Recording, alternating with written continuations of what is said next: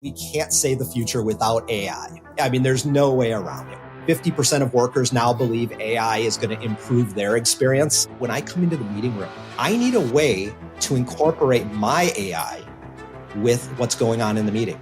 It's almost a bring your own AI type of a concept. Most of what we do in our day-to-day is going to change significantly. Hear the latest AV trends and predictions in this episode of Crestron's Smarter Spaces podcast on your preferred podcast platform. We talk 6 months with Daisy, too many choices, and Apple's possible new Home OS. All this and more on this episode of ResiWeek. This is ResiWeek, episode 452, Sight, Sound, and Sensations. Welcome to this episode of ResiWeek. This is your weekly roundup of all the latest news and stories for the residential AV industry.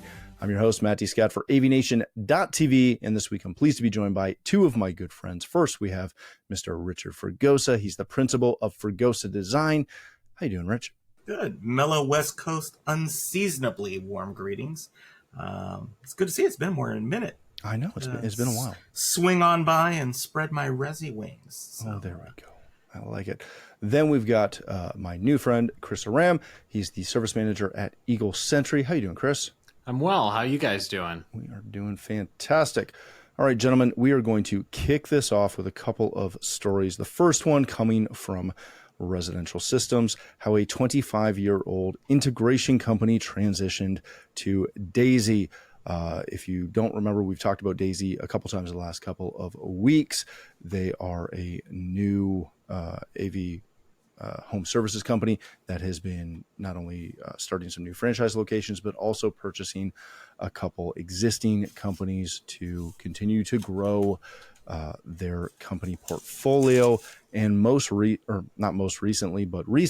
they bought Gordon Van Zuiden's I'm blanking, Cybermanor, thank you, out in California.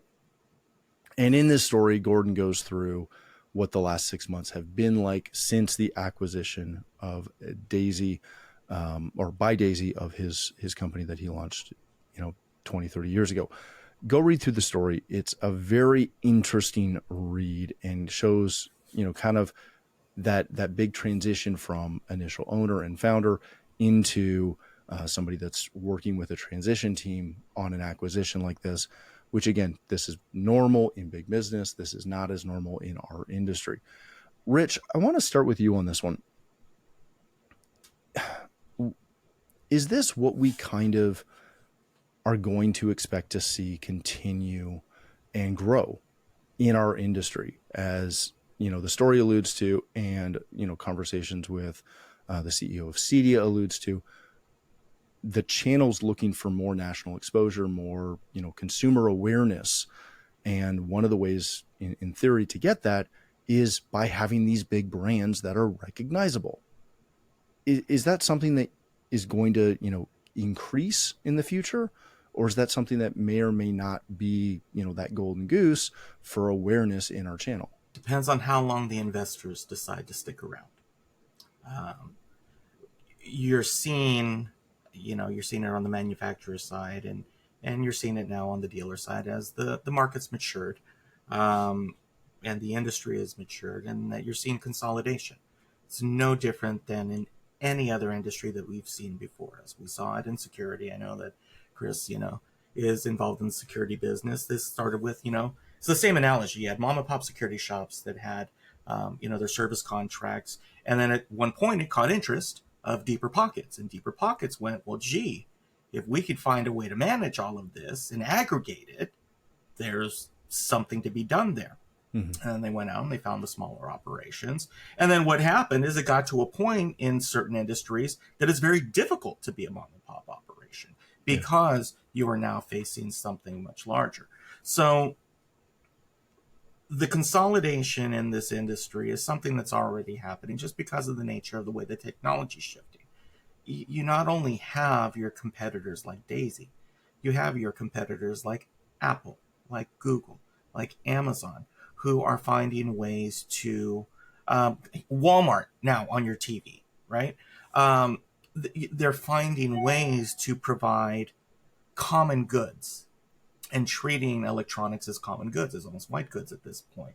And so if your model is still, it's one of those things that kind of hurts my heart a little bit.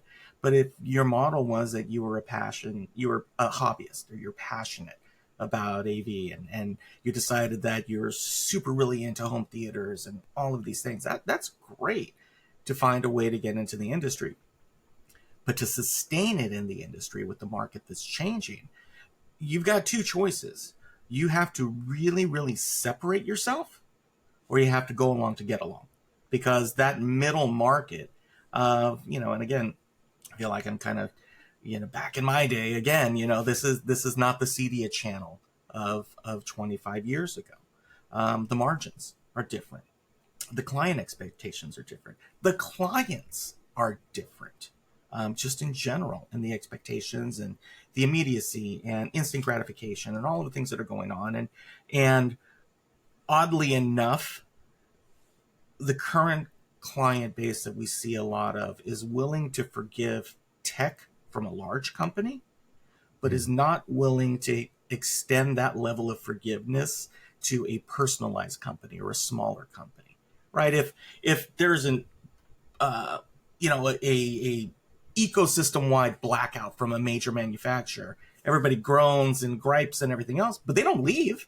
They don't go to another competitor or say, we're going to go to Y. They just kind of grin and bear it, and they've accepted it. With smaller companies, you've got different expectations that are going on. So, part of the consolidation and where it's going, I think that there'll always be a need and there'll always be a market for smaller companies. But the smaller companies and the service they provide and the personal attention and everything else, you've got to find out what your secret sauce is going to be. Because if you're just going to try to compete on, well, we sell X as well, that's not going to give you sustainability over time. And this is just another evolution in how the market is going. And the hardest part is letting go of the way that you did business or what got you into the business, and now focusing on what's going to keep you in business. And the article is fantastic because, we've heard about these other groups that have come together, right? They formed like these super bands of AV companies, but they're walled gardens. They went, hey, we're all together. And yes, we looked at everybody's business profiles and we did a deep dive on their financials, and now they're part of us. But they didn't explain how or why or what, the actual process is. What I appreciate about Daisy's approach is their transparency. Yeah. And they're pretty forthright about saying, here's who we are, here's what we're looking for. And this article was great because for a company who is looking for either a succession plan or a sale plan down the road, sometimes the first question is, how do I do it? Yeah. And so, or what's it going to look like? And this is great. It's worth the read. If for no other reason that if you ever thought one day when you started your company, who would buy it? How would they buy it, right? And this article is kind of a primer on, well, here are the things that a company did and why they were attractive to an outside investor for an acquisition. And then that allows you as a business owner to take a look and say, that's not really going to work for me or my personality or my business model. What I appreciate out of this too is it's written by Gordon from his perspective. It's not written by someone in Daisy, which, again, I'd love to see that perspective as well. But how Daisy views an acquisition honestly doesn't matter a lot to me as someone who owns an integration firm. How Gordon went through the process and how he's feeling going through the process is much more intriguing to me. All right, Chris, let me come over to you for a second. What I find somewhat, I don't want to say comical, but I'll say comical just because it's the best word here. What I find slightly comical about this is we continually talk about the home technology industry as if it is an entity of itself, right? No other home service company or industry works the way ours does. But this is not unique to us alone. There are a ton of other home service companies and industries that are dealing with this, with national identity issues and trying to create national brands, right? What Rich alluded to with you in Global Century coming at it from the security side, I think the security acquisitions have almost been easier because those business models are quite consistent and standardized almost, even though they're all individual companies. Is that going to be the biggest hindrance to developing a couple of national chains, if you will, for the home technology side of things? I think the biggest hindrance is going to be that the different levels of the smart home experience. And let me explain further. I think a lot of people get into smart home by getting their first sort of smart home devices. They're not going full in on the smart home. They're getting something like a smart doorbell or a smart thermostat. And then you start to evolve. There's franchises like Vivint, who does the very sort of basic DIY smart home stuff, but they do it for you. That's what I would call maybe the first sort of integrator model of what Daisy's trying to be like. I think Daisy even takes it a next step further, where they're not just serving the basic customer, they're serving the middle end to high end customer. But I think with their acquisition strategy, they're going to have to be very careful how they navigate the super, super high end and working with the, the middle end customer, and how they can both speak to both of them with the same sort of messaging, but also have it be effective for both of them. I think that's going to be the biggest challenge overall for Daisy, is just really finding out who is their market. Because if you're in 20 different cities around America, each customer is going to be vastly different. And I think that we're all chiming in from different parts of the world, that we can agree that the customer in, the Midwest, a city of less than 50,000 people or less than 100,000 people is going to be different than the New York City, the Hamptons, where the expectation is very different. But I think there's a lot of positive also from the bringing together of these organizations. I think in the article, they say that they're going to have extremely qualified technicians available for remote support. And I think that is something that, every integrator around the country will benefit from.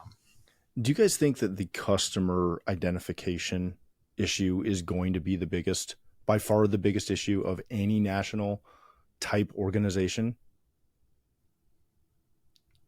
I maybe not identifying it, but truly streamlining what needs to be done and finding out how to best serve the customer, I think, and bring them on the experience that they were looking for. Don't cut them short if they were looking for a truly high-end experience.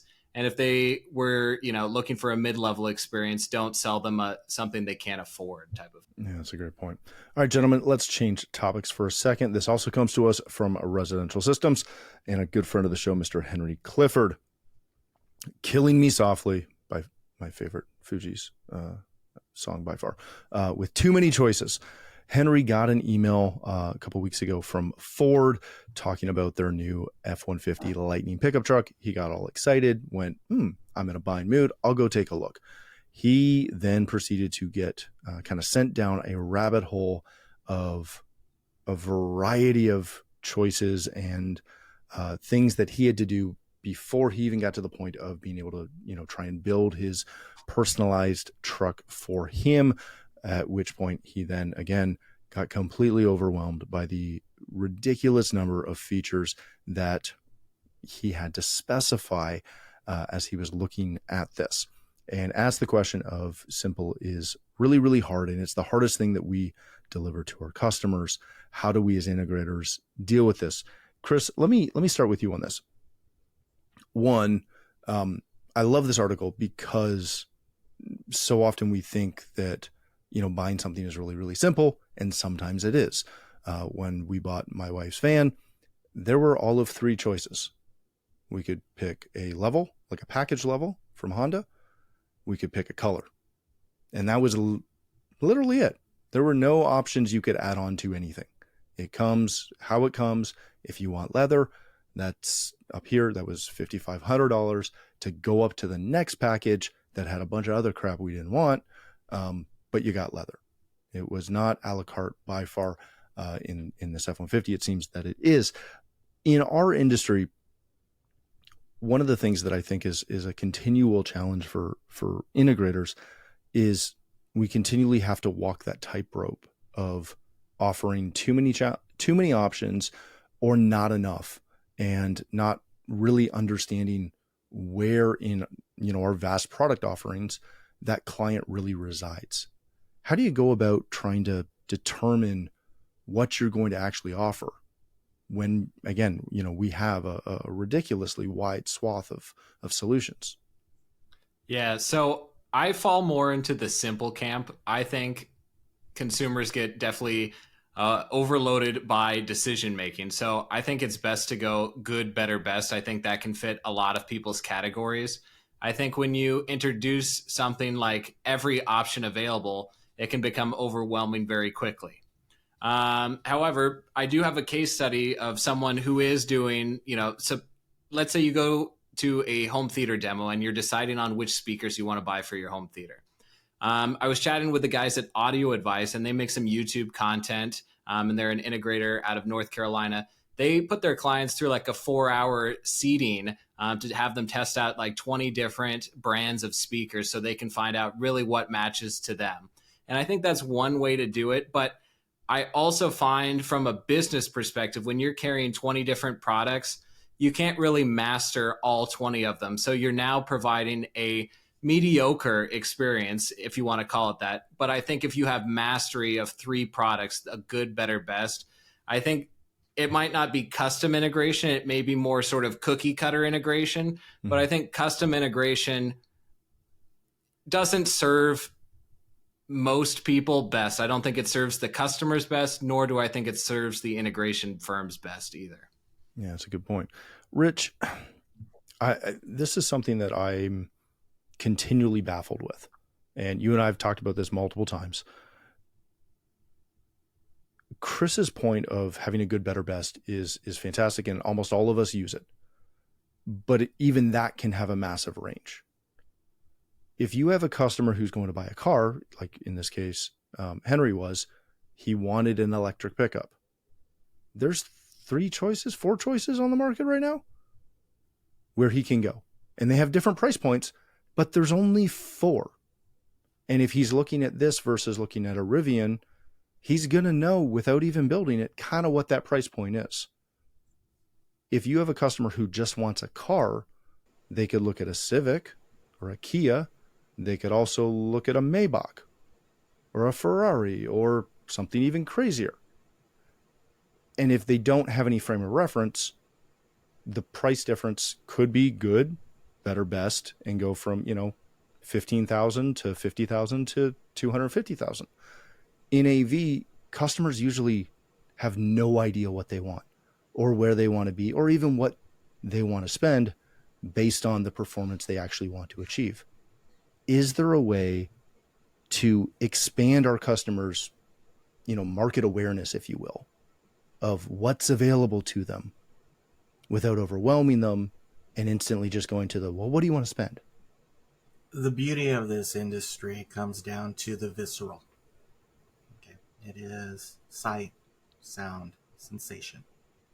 Where a lot of integrators get lost is, and again, we all fall prey to this, they're gearheads.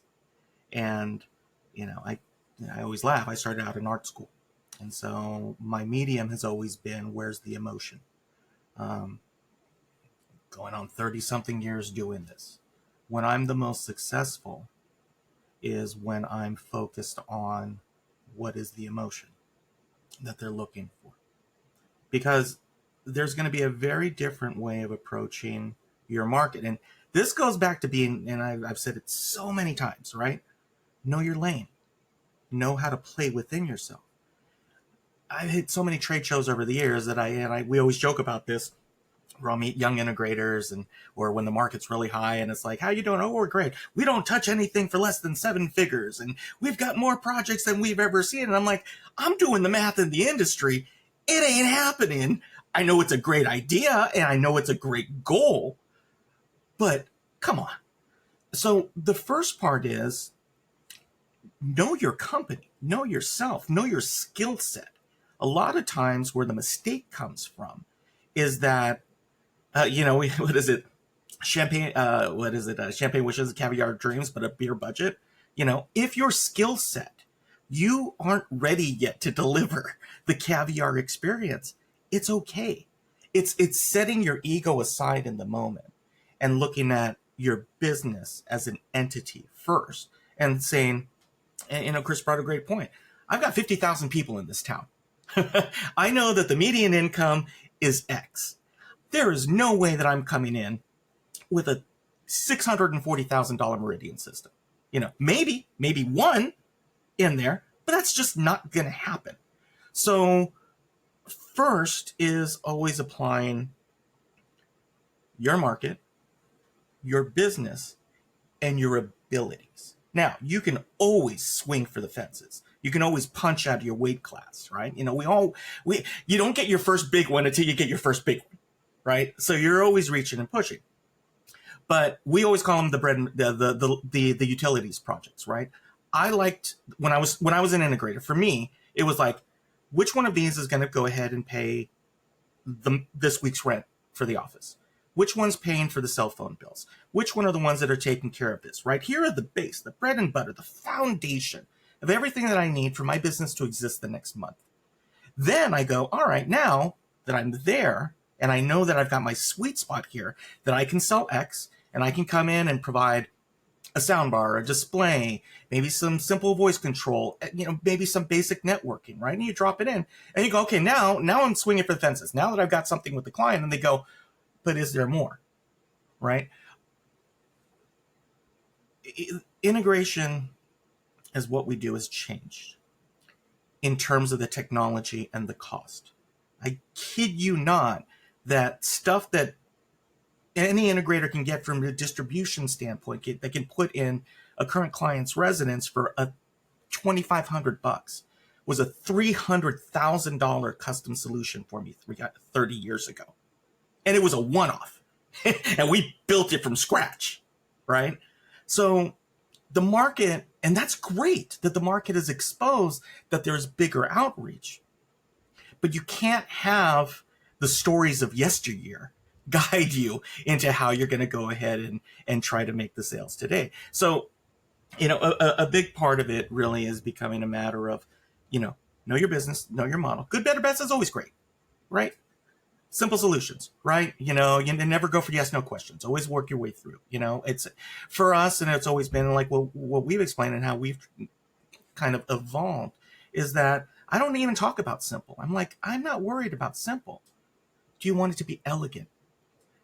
You've got high-end faucets here. You've got a steam bath here. That's a $40,000 rug. Are you looking for elegance? Are you looking for something that is going to be just kind of a good enough? And good enough is okay, right? Because they may not be in that point where they could justify spending $30,000 on a granite countertop. Won't even think about it because that means something to them. But if it's just TV and 3 of my kids just watch it on their phones anyway, well, that's an uphill battle at that point. So then you come back and you go, okay, great. I'll meet you where you're at. And then you lay the foundation for them to grow into the system. The whole point is once you get that customer, the easiest customer to sell to is the one you got, and I think that's where integrators sometimes forget is that they go for that home run shot, hit some singles, just hit some singles, work your way through. And at that point, I think in this market, if you're going to be a small independent integrator, those are the keys to sustainability. Yeah, that's a great point. All right, let's hit our last topic quickly before we close. This comes to us from CE Pro. Apple could release new smart home displays and an OS next year. This comes from, again, he's referencing a Bloomberg article where they're working on a tabletop device that will have a robotic arm with a iPad-like display running potentially a new home OS, as well as some additional home products. Richie, let me start with you on this real quickly. We've been following Apple in the home for years. We've continually talked about at some point they will get serious with this and they'll actually put some development into it. Is this them actually starting to play with it? HomePod came out. It was lackluster, to be polite. Apple TV with their home app, again, mediocre, didn't really do much. There are enthusiasts that love it, and I understand that. But in our world, they're still not there. With them potentially dedicating a dedicated screen device, running a dedicated OS, is that showing a bigger commitment from Apple to get into this space? I'm going to cede my minutes here because, ironically enough, Chris, I know, has a lot of deep understanding and appreciation for HomeKit and everything else. So although I have my ideas about it and my opinions of it, it just so happens that this is perfect to tee Chris up and find out where he's getting. Because I have a feeling he's got an idea of the pulse on how consumers would open up to it. Richie, I appreciate it. So you hit the nail on the head. My entire smart home is based on the Apple HomeKit platform. So there definitely is some flaws with the HomeKit ecosystem. However, Apple's definitely been opening up their walled garden. They're allowing more and more manufacturers to work with their HomeKit ecosystem. They got really everything you need: climate control, AV systems, shades, really, like it goes on and on, networking, internet, cameras, things like that. But to answer your question very directly, is this the one thing that they've been missing to take it to the next level? Like, no, this is probably not going to be the thing to take it to the next level. I think it is going to be an evolution on the HomePod. I think it is going to be a device that is in a lot of people's homes, whether that's their bedroom or their kitchen. I think Apple Home really shines for people who already use iPhones, who are already using iCloud, things like that.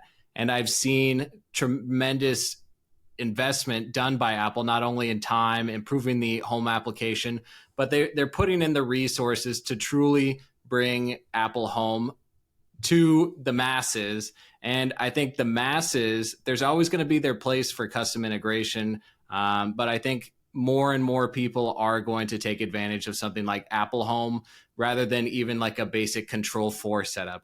I think that Apple Home is about as powerful as it needs to be for, the 80% of the users. It's not going to do the top 20% of things, but I think for most people, your colleagues, your family, your friends, I think they'll all be very happy with something like an Apple Home smart home. Do you think that the expectation of Apple to do something phenomenal is something that actually holds Apple back?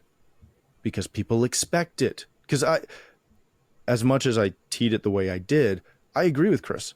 I think HomeKit works really well for a lot of users. I have a bunch of customers that use it. It's their only platform, and they're perfectly happy with it. The same way I have a bunch of customers that use SmartThings.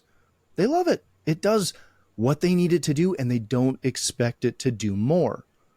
But I think Apple kind of gets handcuffed sometimes because it's Apple. People expect the world from Apple, and even when they deliver something that is competent and functional, it may not be groundbreaking in the way that people expect it to be.